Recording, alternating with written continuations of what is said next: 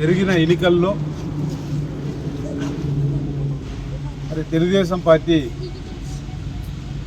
అధికారం వచ్చిన తర్వాత గతెన్నడూ కూడా రాష్ట్రంలో కానీ పోలవరం నియోజకవర్గంలో కానీ జరగని సంఘటనలు మరి కల్లారా మరి ప్రజలందరూ కూడా చూస్తున్నారు.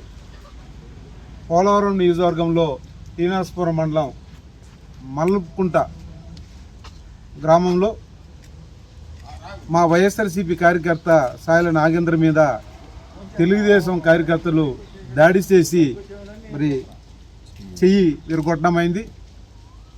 ఈ సంఘటన మరి దుర్మార్గం. ఈ దాడిని నేను తీవ్రంగా ఖండిస్తున్నాను.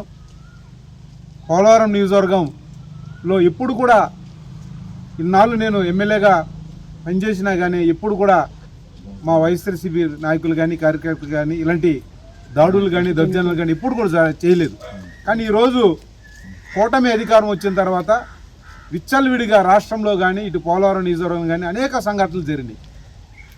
అధికారం ఇచ్చింది ప్రజలకు మంచి చేయడానికి, కానీ ప్రజల మీద నాయకుల మీద కార్యకర్తల మీద ముఖ్యంగా వైఎస్ఆర్సీపీ నాయకులు కార్యకర్తల మీద దాడి చేయడానికి అధికారం ఇవ్వలేదు.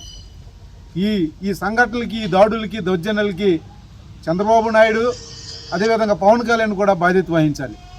ఈరోజు ప్రజలు మీకు అధికారం ఇచ్చింది మీ యొక్క మేనిఫెస్టో సూపర్ 6ని చూసి ఓట్లేశారు, మీ మోసపూరితమైన వాగ్దానాలు చూసి ఓట్లేశారు, అంతేగాని మీ మొహం చూసి కానీ ఓటు వేయలేదు. కానీ మిమ్మల్ని ప్రజలు ఇలాంటి సంఘటనలు గమనిస్తున్నారు.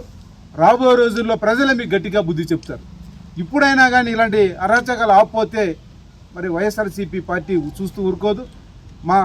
మా వైఎస్ఆర్సీపీ నాయకులకి కార్యకర్తలకి నేను అందుబాటులోనే ఉంటూ వాళ్ళకి అండగా ఉంటూ నా కార్యకర్తలను ఏ విధంగా రక్షించుకోవాలో నాకు తెలుసు. ఇలాంటివి జరిగితే మట్టికి తీవ్రమైన పరిణామాలు ఎదుర్కొంటారని ఎవరైతే కూటమి ఉన్నారో తెలుగుదేశం అదేవిధంగా జనసేన కార్యకర్తలు